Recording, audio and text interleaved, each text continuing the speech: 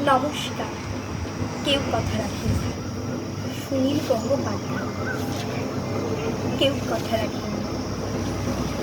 ৩৩ বছর কাটল, কেউ কথা রাখেনি। ছেলেবেলায় এক অষ্টমী তার আগমনী গান হঠাৎ থামিয়ে বলেছিল, শুক্লা দ্বাদশীর দিন অন্তরাটুকু শুনিয়ে যাবে।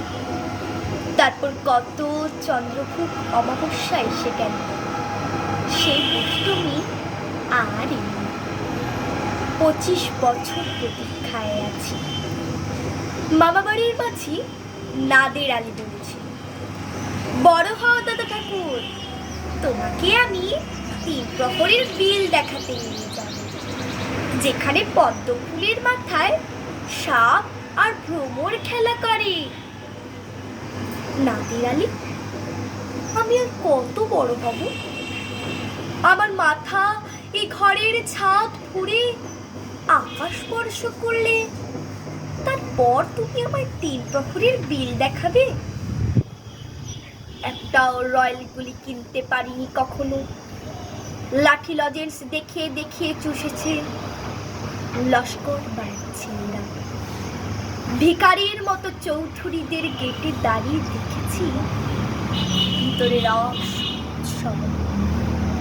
অবিরল রঙের ধারার মধ্যে সুবর্ণ কঙ্কন পরা ফর্সা রমণীরা কত রকম আমার এসেছে।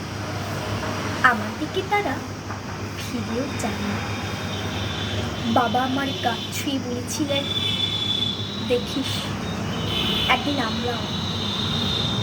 বাবা এখন অন্ধ। আমাদের দেখা হয়নি কিছু। সেই লাঠি লজেন্স, সেই রয়্যাল গুলি, সেই রাস উৎসব আমায় কেউ ফিরিয়ে দেবে না। বুকের মধ্যে সুগন্ধি রুমাল রেখে বরুণা বলেছিল, যেদিন আমায় সত্যিকারের ভালোবাসবে সেদিন আমার বুকেও এমন আতরের গন্ধ হবে।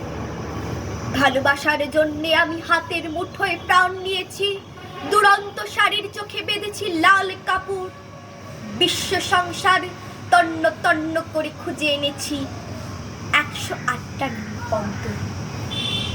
তবু কথা রাখি এখনো তার বুকে শুধু মাংসের গন্ধ। এখনো সে যে কোনো নারী। কেউ কথা রাখেনি। ৩৩ বছর কাটল, কেউ কথা রাখে না। নমস্কার।